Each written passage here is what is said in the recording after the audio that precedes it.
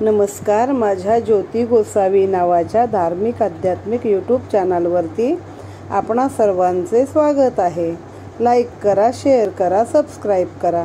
आता आपण पाहत आहोत श्री आनंद चरितामृत अध्याय 8. वक्रतुंड महाकाय सूर्यकोटी समप्रभ निर्विघ्नं कुर्मे देव सर्वकार्येषु सर्वदा. गुरुर्ब्रह्मा गुरुर्विष्णू गुरुदेव महेश्वरा. गुरु साक्षात परब्रह्म तस्मै श्री गुरुवे नमः. ब्रह्मानंदं परमसुखदं केवलं ज्ञानमूर्तिं धन्वातीतं गगनसदृशं तत्त्वमस्यादिलक्ष्यम् एकं नित्यं विमलमचलं सर्वभिः साक्षिभूतं भावातीतं त्रिगुणरहितं सद्गुरु त्वं नमामि. गुरु वाचुनी मोक्ष कोणा मिळाला, मुन्नी गुरु पाहिजे साधकाला. गुरुचे घराणे असावे समर्थ, म्हणा नित्य जय जय रघुवीर समर्थ. सेवा करावी गुरुराजयांची, चिंता हरावी सकळी मनाची. सांभाळ माझा बरवा करावा, आनंद मूर्ती मनी आठवावा. नेणोनी कोणी पुसतील मूळ, कृष्णातिरी क्षेत्रची ब्रह्मनाळ. कृष्णान वेदा उभया वाहाती, त्या संगमी वासा आनंद मूर्ती. श्री आनंद मूर्ती रघुनाथ स्वामी महाराज की जय. श्री गणेशाय नमः. श्री गुरुनाथाय नमः. प्रणतासी पारिजात आनंद मूर्ती श्री रघुनाथ. तन्नाम स्मरता भवाब्दीत, तराया दुर्गम कायसे. ब्रह्मग्रह गेला उद्धरोन, गीता रूप दाविले उपान. तस्करा लागे भेडवून, धनुर्धर रूप दाविले. कुलपातुनी जावयास, अवघड नसे श्री मूर्तीस. पुष्पे केली अपवित्र मास, जडपाषाण डोलविले. या लागी श्री गुरुवर्या, गोपालात्मज स्मरोनी पाया. ग्रंथारंभ केला यया, कळसा नेने तुझकडे. अहो पावा काय मधुर, वाजतो बोले आज्ञ नर. निराळा याचा वाजविणार, तिकडे दृष्टी न घाली. मंजुळ मैना बोले ताता, ऐसे गमे ऐकता चित्ता. परंतु या बोला बोलविता, निराळा धनी उघड हे. साळुंकीचा सूत्रधारी, नाचवी तसे कळा कुसरी. वळण चळण त्या माझारी, सूत्रधाराचेच आहे की. अहो अय्या काय कारण, प्रश्न बोलवी ते बोलेन. एरवी बालिशिमी गौण, कप पदार्थ गुरुवर्या. प्रसाद होईल श्रीमूर्तीचा, तरीच कळसा हा ग्रंथाचा. एरवी दिवसा नैवेद्याचा, एरवी दिवसा नैदैवाचा. वेश्मा उघडा झाकला सम. श्रोते म्हणती कवी पोषका, वाचाळपणे बोलू नका. चरितामृत ग्रंथनिका, सुरस चालवी पुढारा.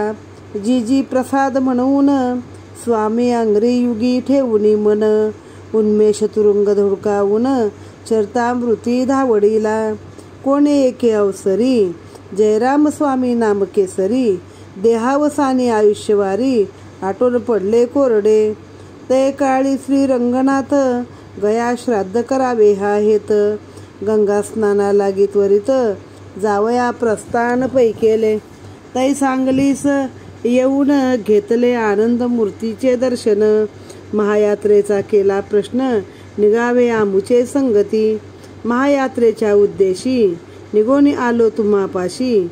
आपण आनंद सुखै कराशी, महायात्रेसी निघावे. श्री रघुनाथ स्वामींच्या अस्ती, निक्षेपून ठेवल्या असती. त्याही घेऊन त्वरित गती, अनुगत चलावे आमुच्या. एरू बोलले जोडून हस्त, आपण वदला ते परमउक्त. परंतु संकोचित येत, तेही वदतो स्वामिया. भाद्रपदीचा उत्साहो, श्रीचा निकट आला पहा हो.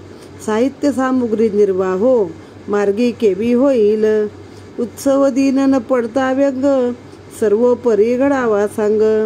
श्री गुरु सेवा निजांगे, मार्गी केवी घडो शके. एतद्विषयी असे श्लोक, ब्रह्मांड पुराणा माझी एक. तोची ऐकावा सद्विवेक, ग्रंथी जे का बोले जे. संमत श्लोक काय दिला आहे. काशी क्षेत्र निवासस्तू, जान्हवी चरण उदकू. श्री गुरु विश्वेश्वर साक्षात तारक, ब्रह्म निश्चित. त्याचा अर्थ असा आहे, आजी काशी विश्वनाथ साक्षात तोची सद्गुरुनाथ, तयाचे चरणोदके कृतार्थ होणे दुर्लभ या जन्मी.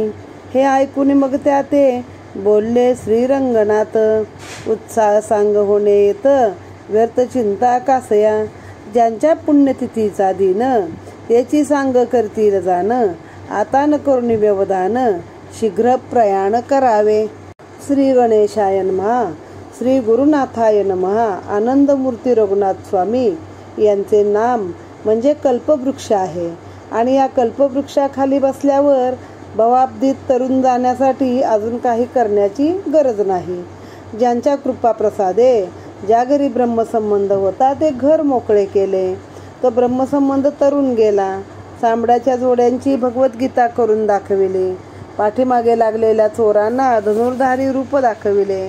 दिलेलखानाच्या बंदीतून कुलूप असताना देखील बाहेर पडले. अपवित्र मांस होतं त्याची फुले करून दाखवली. जड पाषाण डोलविले. म्हणून आता गोपाळात माझ्याचे पाय बंधून त्याच्या पायाचे स्मरण करून हा ग्रंथ पुढे चालविलेला आहे. ग्रंथाचा आरंभ केला, पण शेवटी कळसाकडे नेण्याचे काम गुरुवर्या आपण करावे. अहो पावा मधुर वाचतो. लोक म्हणतात काय मंजूळ पावा वाचतो आहे, पण त्याचा वाजविणारा दुसराच कोणीतरी असतो. पण लोकांचे लक्ष त्याच्याकडे नसते. साळुंकी मंजूळ गातसे गाणी बोलविता धनी वेगळाची, असे ज्ञानेश्वरांच्या ओवीचा अर्थ इथे मला एक प्रकारे लागला. प्रत्यक्षात या लाकडी साळुंक्या लाकडी पाखरे गोड किलबिलाट करतात, पण प्रत्यक्षात तो आवाज ती पाखरे काढत नसून त्यांना नाचविणारा म्हणजेच कळसूत्री बाहुल्यांचा खेळ करणारा असतो. तो आवाज करतो. कारण प्रत्यक्ष कोकिळा गाणे मंजूळ पूजन करते, पण साळुंकी मात्र कर्कश आवाज करते. अहो चिंता करण्याचे कारण काय? जे सद्गुरू बोलविल तेच मी बोलेन. एरवी मी एकदम गौण कप पदार्थाचा जीव आहे. जर श्री गुरूंचा वरदहस्त असेल तर हा ग्रंथ पूर्ण होण्यास मला काहीच वेळ लागला नाही. एरवी मी निर्दैवी मनुष्य हावरूपी घर झाकले काय, किंवा निर्दैवी मनुष्याने ते उघडे ठेवले काय. मग श्रोते म्हणाले की उगाच वाचाळपणे बोलू नका, हा ग्रंथ आता पुढे चालवा, सुरुवात करा. मग या लेखकाने जी जी म्हणून म्हणजे हो हो म्हणत स्वामींच्या पायावरती मन ठेवून आर्त आलेल्या उर्मी आतल्या दाबून पुढे ग्रंथ लिहिण्यास सुरुवात केली. कोणे एकेकाळी जयराम स्वामींचे निधन झाल्यानंतर त्यांच्या अस्थी गयेत विसर्जन कराव्या आणि गयाश्राद्ध करावे, गंगा स्नान करावे, हा हेतू मनात धरून रंगनाथ स्वामींनी प्रस्थान केले. आता पहिले त्यांना रघुनाथ मूर्ती हे गुरु होते, स्वामी होते. त्यानंतर जयराम स्वामींपाशी चित्त रमवलं. ते त्यांना जावई म्हणत असत, पण त्यांचं एक काळानुसार देहावसान झालं. मग आता रंगनाथ स्वामींनी काय ठरवलं की यांच्या अस्थी आपण गयेमध्ये टाकूया, गयावर्जन करूया. असा विचार करून ते सांगलीला आले. आनंदमूर्तींचे दर्शन घेतले आणि आमच्यासोबत तुम्ही देखील महायात्रेला चलावे असा आग्रह केला. त्यांनी देखील रघुनाथ स्वामींच्या अस्थी जपून ठेवल्याच होत्या. त्या घेऊन आमच्यासोबत चलावे.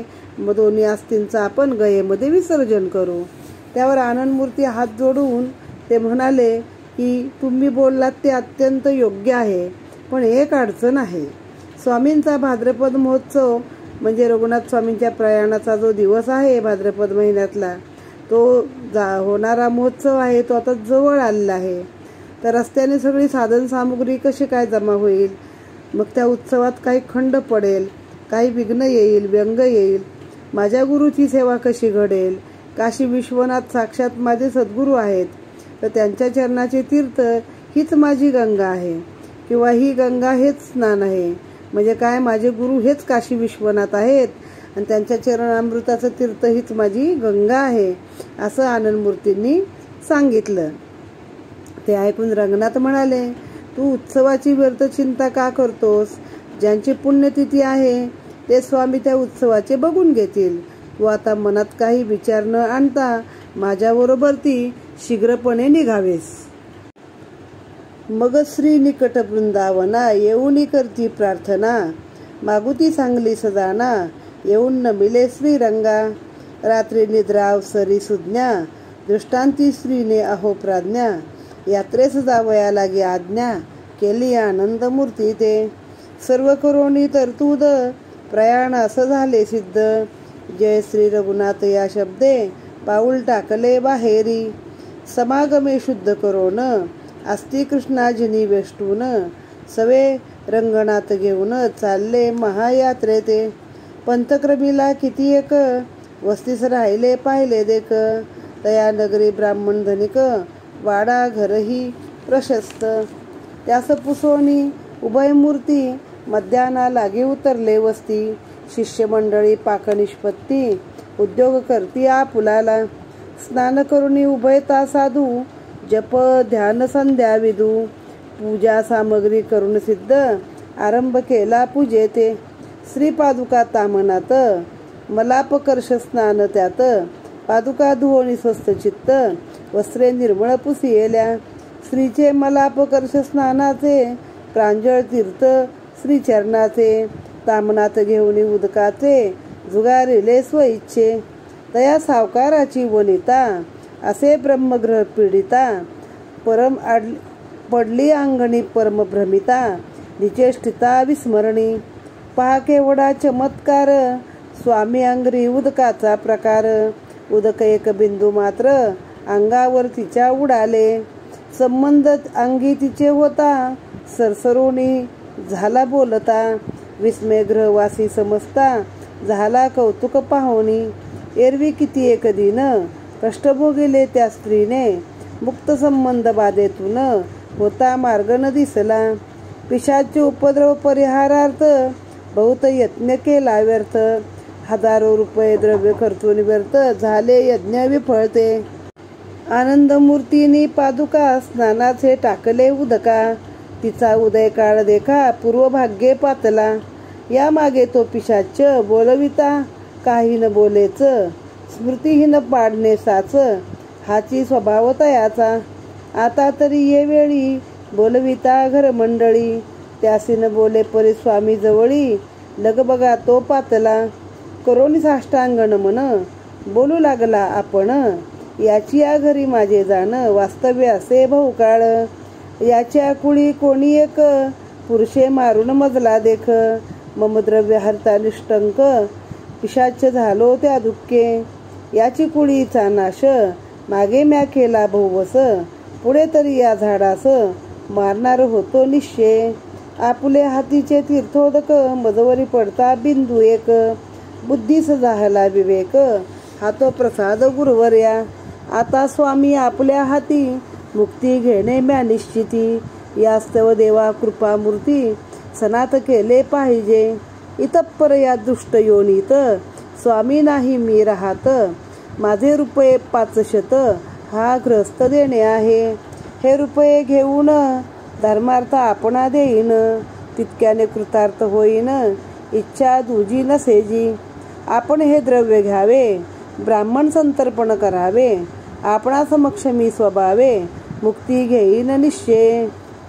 रंगनाथ स्वामींनी त्या महायात्रेला चलायचा आग्रह केला. मग आनंदमूर्तीने काय केलं बघा, गुरु जिवंत नाहीयेत, पण तरी गुरूंच्या सगळ्या आज्ञा ते घेत होते. म्हणजे एकदा गुरु केले की त्या गुरुचं सगळं काही तुम्ही त्यांच्या आज्ञा ऐकल्या पाहिजे. मग आनंदमूर्ती वृंदावनाजवळ गेले, स्वामींना साष्टांग घातला, प्रार्थना केली. मग सांगलीला जाऊन श्रीरंगाला नमन केले. म्हणजे थोडक्यात तिथं जाऊन एक आज्ञा मागितली. मग त्या रात्री तिथे निद्रा केली असता रघुनाथ स्वामींनी त्यांना स्वप्नात दृष्टांत दिला आणि काशी गया यात्रेस जाण्याची परवानगी दिली किंवा आज्ञा दिली. तू यात्रेला जा, मी उत्सवाची सर्व तरतूद करीन, तू जा. मग जय श्री राम रघुनाथ असं म्हणूनच पाऊल टाकलं बाहेर, जय श्री रघुनाथ म्हणून. आणि ते दोघे यात्रेला निघाले. त्या अस्ति कृष्णाजिनामध्ये म्हणजेच काळ्या निळ्या रंगाच्या हरणाचे कातडे असायचे. त्यावेळेस भरपूर हरणं उपलब्ध असायची, म्हणून कृष्णाजीन पण उपलब्ध असायचे. त्याच्यामध्ये त्या बांधून घेतल्या असती आणि दोघे जण निघाले. रस्त्याने किती एक गावं लागली, शहरं लागली, अनेक ठिकाणी वस्तीला राहिले आणि त्यानं एका नगरीमध्ये गेले. त्या नगरीत एक धनिक ब्राह्मण होता, शिवाय त्याचा वाडा देखील प्रशस्त होता. मग या दोघांनी जाऊन त्याला मुक्काम करण्याविषयी विचारले आणि दुपारच्या वेळी त्याच ग्रस्ताकडे ते उतरले. आता सोबतची शिष्यमंडळी वगैरे स्वयंपाकाला लागली. आणि मग ह्या दोघा साधूंनी म्हणजेच आनंदमूर्ती आणि रंगनाथ स्वामी यांनी काय केलं तर स्नान केलं, पूजा सामुग्री शुद्ध केली आणि आपली जी रोजची दैनंदिन जप जाप्य पूजा इत्यादी गोष्टी ज्या आहेत त्या सगळ्या सुरू केल्या. श्री गुरूंच्या पादुका म्हणजेच रघुनाथ स्वामींच्या पादुका तामणात घेऊन त्यांना अभिषेक केला, स्वच्छ वस्त्राने पुसले, काय पूजन अर्चन करायचं ते केले आणि मग ते जे स्वामींचं चरणतीर्थ आहे त्या अंगणामध्ये असं भिरकावून दिलं. आता त्या सावकाराची पत्नी ब्रह्मसंबंधाने पीडित होती, तिला ब्रह्मसंबंधाने झपाटलेलं होतं. ती बऱ्याच वेळा भ्रमित अवस्थेमध्ये अंगणात पडून असायची. तिला भ्रमिष्ठ अवस्था प्राप्त झाली होती. तिच्या अंगावर त्या तीर्थाचे काही थेंब पडले आणि तिच्या अंगी जो ब्रह्मसंबंध होता तो सरसरून बोलायला लागला. बघा, स्वामींच्या पादुकाचे नुसते पाणी पडले तर केवढा चमत्कार झाला. मग त्या स्त्रीने अनेक वर्ष कष्ट सोसले होते बिचारीने. ब्रह्मसंबंधाची बाधा जाण्यासाठी त्या सावकारांनी अनेक उपाय केले, भरपूर हजारोनी द्रव्य खर्च केलं होतं, पण त्याचा काही उपयोग झाला नाही. म्हणजे त्याचा स्वभावच होता त्या ब्रह्मसंबंधाचा की ते असं भ्रमिष्ठ अवस्था करूनच तिला पाडून ठेवलं होतं. परंतु स्वामींच्या पादुका तीर्थाने तिचा भाग्योदय झाला. मागे त्या ब्रह्मसंबंधाला बोलते करण्याचा खूप प्रयत्न झाला, परंतु भ्रमिष्ठासारखे एका जागी बसणे, सगळे विसरून जाणे हाच त्याचा स्वभाव होता. पण यावेळी पण तो घरची मंडळी बोलतायत म्हटल्यावर सगळे तिच्याभोवती जमा झाले, पण तो संबंध त्यांच्या कुणाशीही न बोलता, त्यांच्याकडे न बघता तरातरा स्वामींच्या जवळ आला. त्यांना नमस्कार केला आणि स्वतःहून बोलू लागला की मी बरीच वर्षे यांच्या घरी वास्तव्यास आहे. यांच्या घराण्यातील कोण्या एका पुरुषाने माझा खून केला, माझे द्रव्य हिरावून घेतले, त्यामुळे मी पिशाच्य योनीमध्ये गेलो. मी त्यांच्या कुळाच्या मागे भरपूर नाश केलेला आहे, पण आता या झाडाचा देखील मी नाश करणार होतो, याला घेऊनच जाणार होतो. पण तुमच्या हातातील तीर्थाचा एक बिंदू माझ्या अंगावर पडला आणि माझी सतसत विवेकबुद्धी जागी झाली. हाच त्या थेंबाचा प्रसाद आहे. आता मला तुम्ही मुक्ती दिली पाहिजे, ते देणे आपल्याच हाती आहे. मला सनात करा, कृपा करा माझ्यावर आणि मला मुक्ती मिळवून द्या. आता मला या दुष्ट योनीमध्ये राहायचे नाही, मला तुम्ही सनात करावे. या ग्रस्ताकडे माझे 500 रुपये येणे आहे, ते धर्मकार्यार्थ आपणास देईन. आपण हे द्रव्य घेऊन ब्राह्मण संतर्पण करावे, एवढ्यानेच मी कृतार्थ होईन आणि आपल्या समक्षच मुक्ती घेईन. माझी दुसरी तिसरी काही इच्छा नाही. ऐसे ऐकून घरचा धनी येऊनी लागला श्रीचरणी. 500 रुपये येची क्षणी त्याचे देणेच मी सिद्ध. परंतु त्याची मुक्तीचा प्रकार पुसून घ्यावासाचा, पवाडा होईल नावाचा देवा आपुला लौकिक. श्रींनी कथिले ब्रह्मराक्षसा, तुझे मुक्तीचा प्रकार कैसा. खचित तू सांगतैसा, करण्यास हे उद्युक्त. एरू बोले जोडून पणी 500 रुपये घेऊनी. आपण विनियोग येची क्षणी कळेल तैसा करावा. मीही निघोनी आपणास रिसे, येत असे महायात्रेस. पुण्यक्षेत्री सावकाश संयोजीन तव आज्ञे.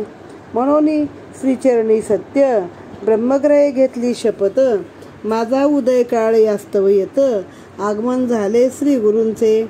आता मजवरी करोनी दया, मज काशीच न्यावे स्वामिया.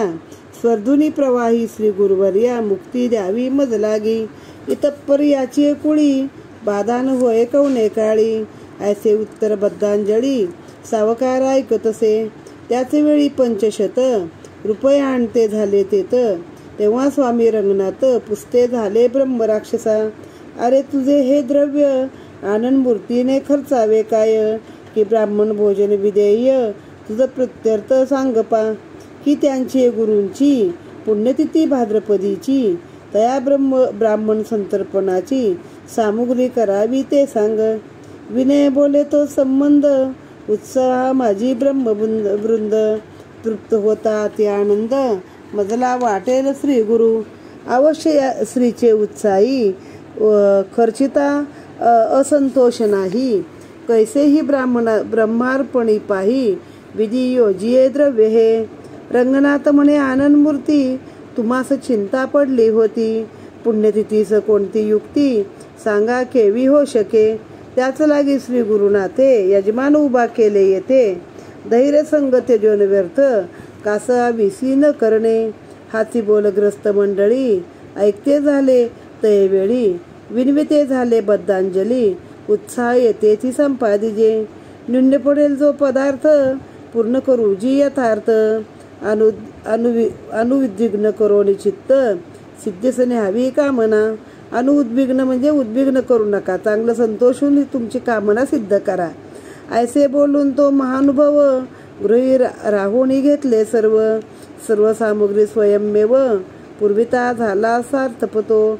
पुढे पुण्यतिथी दिन प्राप्त होता झाली सामुग्री साहित्य. बोलले त्याहून दशगुणित देवनी कृतार्थ झाला. तदा त्या संबंधाचे द्रव्य ब्राह्मण भोजनी वेचिले सर्व. मग तेनेही तामस भाव सर्व त्यागेला स्वामी अंगरी.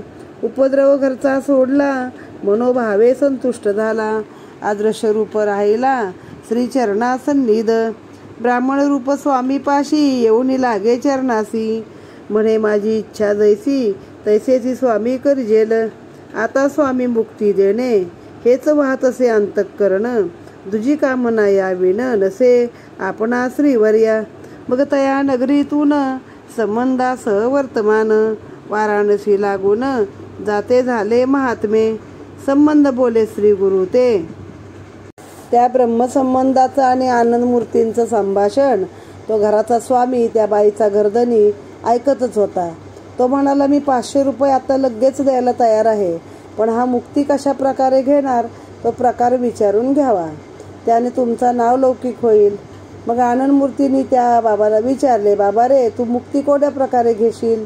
तू सांगशील तसे हे यजमान करतील. त्यावर तो ब्रह्मराक्षस हात जोडून म्हणाला, 500 रुपये यांनी द्यावेत, ते मी आपणास देईन. आपणास योग्य वाटेल तसा विनियोग करावा. मी देखील आपणासोबत महायात्रेस येईल आणि काशीच्या पुण्यक्षेत्री तुमच्यासोबत येऊन गंगेमध्ये मुक्ती घेईन. असे म्हणून श्रीचरणावरती हात जोडून शपथ घेतली की माझा उदयकाळ किंवा माझा भाग्यकाळ जवळ आल्यानेच तुम्ही या घरी आलात, तुमचे इथे आगमन झाले, तरी मला तुमच्यासोबत काशी यात्रेला घेऊन चला. यांच्या कुळात कोणाला पिशाच्य बाधा आता होणार नाही. वरील सर्व संभाषण घरमालक जवळ उभा राहून ऐकत होता. त्याने ताबडतोब 500 रुपये मागवले आणि स्वामींना दिले. मग रंगनाथ स्वामींनी त्या ब्रह्म राक्षसाला विचारले की अरे, तुझे द्रव्य आनंदमूर्तीने खर्च करावे काय, की तुझ्या प्रित्यर्थ ब्राह्मण भोजनच घातले पाहिजे, किंवा त्यांच्या गुरूंची पुण्यतिथी आहे, भाद्रपद मासामध्ये त्यांच्या गुरूंची पुण्यतिथी येते, त्या प्रित्यर्थ खर्च करावा का, ब्राह्मण संतर्पणाची सामुग्री करावी का, कसं काय ते सांग बाबा. त्यावर तो ब्रह्मसंबंध विनयाने म्हणाला की उत्सवामध्ये ब्राह्मण वृंद तृप्त झाला तरी मला अति आनंद वाटेल. तुम्ही अवश्य हे द्रव्य श्रींच्या उत्सवामध्ये त्यांच्या गुरूंच्या उत्सवामध्ये खर्च करावा. कसेही करून शेवटी ब्राह्मण संतर्पण व्हावे यासाठीच हे द्रव्य खर्च करावे.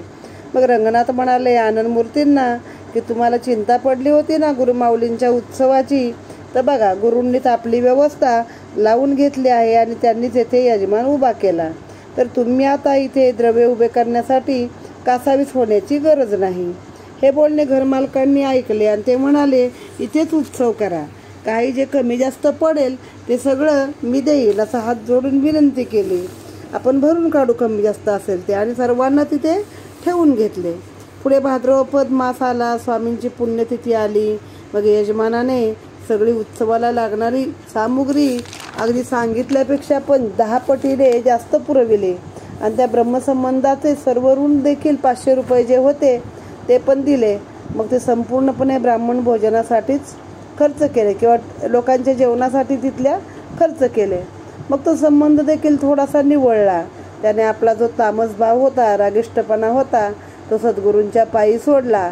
घरच्यांना उपद्रव देणे सोडले. संतुष्ट भावाने तो तिथे राहू लागला.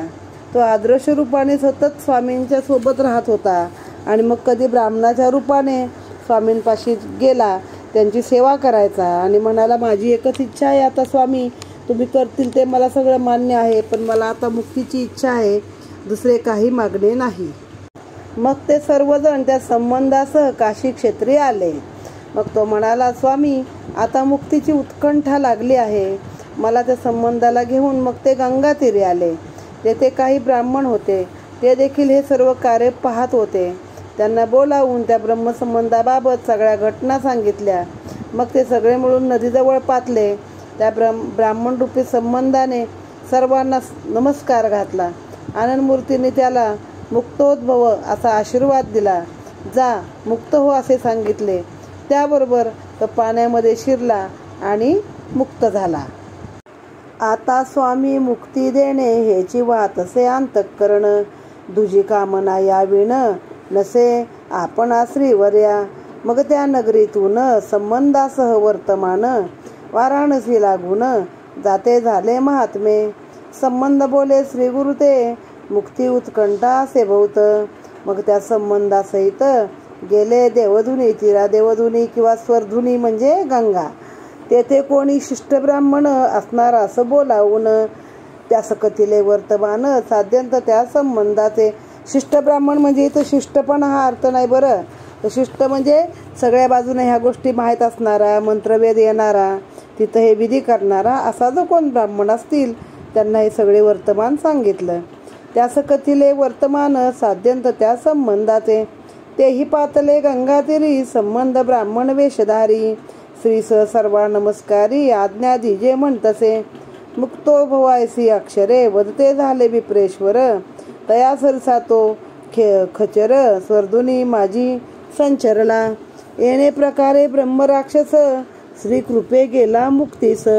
तन्निमित्त ब्राह्मणास संतर्पणही मग केले. मग स्वामी आपुली यात्रा संपादिली नमोनी क्षेत्रा. गयस जावया लागे पवित्र प्रयाणा ते करियेले. गयस वटश्राद्ध करोन वाराणसीस येती परतोन. येऊन किती एक दिन काशीवास पै केला. मग येते समयी प्रयाग मकर स्नान संपादिले सांग. देशी येण्याचा उद्योग करते झाले तेथोनी. श्री वृंदावनी कृष्णथडी दर्शनी उदेली आवडी. रंगनाथास तातडी येऊन पोचले वडगावी. जयराम स्वामी समाधिस्थ तयासी करोनी प्रणिपात. साधू मंडळी समजता ते प्रेमालिंगन दिदल्यासे. मग पावले ब्रह्मनाळी सन्मुख गेली सर्व मंडळी. पुत्रमित्रादिक इष्ट सकळी नमस्कारले श्रीपाद. दुसरे दिवशी गंगा आराधना मावंदे ठाऊक सर्वजना. ते संपादुनिया जाण यात्रा समाप्त पै केली. गोपाळ आत्मजेविन विश्रोतया यथार्थ झाला येथोनिया. तुमचे प्रसादे स्वामिया सिद्धीस जाईल तो जाओ. मी करता हा अभिमान वाही तो शतमूर्ख जाण. एका श्री गुरु कृपेविण काहीच नोहे सत्यासे.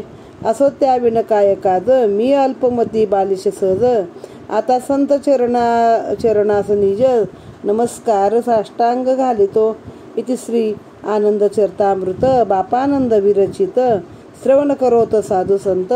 अष्टमाध्याय गोढा. श्री रघुनाथार्पणमस्तु. सर्वांच्या समोरच तो ब्रह्मसंबंध मुक्त झाला. मग त्या निमित्ताने परत त्याच्या नावाने अजून त्या संबंधासाठी तिथे ब्राह्मण संतर्पण केले. म्हणजे पंक्ती वगैरे जेवण वगैरे अन्नदान केलं. मग त्या तीर्थक्षेत्राला नमस्कार करून स्वामींनी वाराणसीची तीर्थयात्रा संपवली आणि गयेला गेले. गयेला प्रस्थान केलं. तिथं श्राद्धविधी केला. तिथे जयराम स्वामी, रघुनाथ स्वामी सर्वांच्या अस्थी विसर्जन केल्या. मग पुन्हा काशी क्षेत्रास गेले. 3-4 महिने राहिले.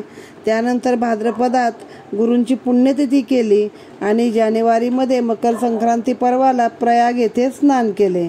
साधारण ज्येष्ठ ते श्रावण अशी 14 महिन्याची ती यात्रा असावी. देशावर परत यायला निघाले. येताना वृंदावनाला श्रीकृष्णाचे दर्शन घेतले. रंगनाथ स्वामी समवेत वडगावला तेथे आले. तेथे जयराम स्वामी वडगावकर हे जे आनंदमूर्तींना जावई मानत होते त्यांच्या अस्थी गंगेत विसर्जन करून आल्यावर त्यांच्या समाधीचे दर्शन घेतले. सोबतच्या सर्व संत मंडळींना प्रेमालिंगन दिले. ते क्षेत्रकुशल विचारून सर्वांचं क्षेमकुशल विचारून सर्व ब्रह्मनाळ येथे आले. मग सर्व नातेवाईक आप्तेष्ट मंडळी बोलावून मावंदे घातले. कोणती तीर्थयात्रा करून आल्यानंतर त्या आणलेल्या तीर्थप्रसादाची गंगाजलाची पूजा करायची आणि मग सर्वांना भोजन तीर्थप्रसाद वगैरे द्यायचा. त्या लोकांनी पण हे बाबा यात्रा करून आले म्हणून पाया पडायचे, त्यांना आहेर करायचे. अशी जी पद्धत आहे त्याला मावंदे म्हणतात. अशा रीतीने त्यांची तीर्थयात्रा समाप्त झाली. म्हणजे तेव्हा ते काशी, गया, प्रयाग, वृंदावन हे सगळं करून आले. मावंदे केल्याशिवाय तीर्थयात्रा पूर्ण होत नाही. मग ही कथा सांगणारे गोपाळात्मज म्हणाले, आतापर्यंत ग्रंथ पूर्ण झाला आणि स्वामी प्रसादाने पूर्णत्वास जाईल. जो काही मी करता हा अभिमान बाळगला तो मूर्खच आहे. एका गुरुकृपेविण काही होत नाही. मी तर अल्पमती असा बालिश बालक आहे. माझ्याकडून काय होणार. मी आता संत सज्जनांना नमस्कार घालून इथे ही कथा संपूर्ण करतो. इथे हा अध्याय 8 समाप्त.